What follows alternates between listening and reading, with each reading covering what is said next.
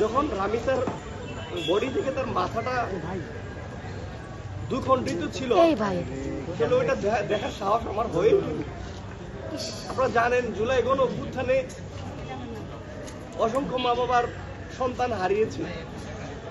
এই বাংলাদেশে ফ্যাসিবাদকে দূর করার জন্য আমরা কিন্তু আন্দোলন সংগ্রাম গড়ে তুলেছিলাম। এই রামিসাদের বাবা থেকে শুরু করে সাধারণ মানুষ সবাই অংশগ্রহণ করেছিল। আজকে যদি আবারও রামিসা থেকে আসিয়া পর্যন্ত বাংলাদেশে বিভিন্ন জায়গায় আমাদের বোনদেরকে দর্শন করা হচ্ছে, সেই জায়গায় রাষ্ট্র আজকে নীরব, আমাদের মিডিয়া ভাইয়েরা অনেকে নীরব।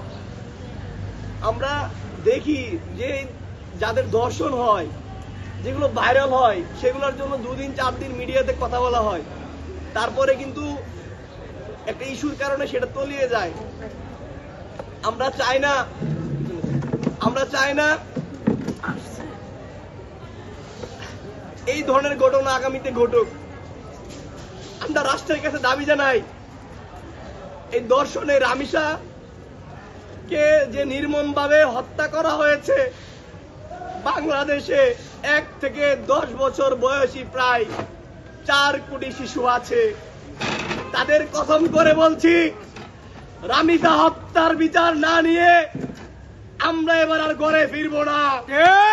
অনেক 9-6 আমাদেরকে বুঝানো হয়েছে, আমাদেরকে 9-6 বুঝিয়ে আর কোনোভাবেই আমাদের রাজপথ থেকে ঘরে ফিরাতে পারবেন না। আমরা রাষ্ট্রকে স্পষ্ট ক্লিয়ার মেসেজ দিয়ে বলতে চাই,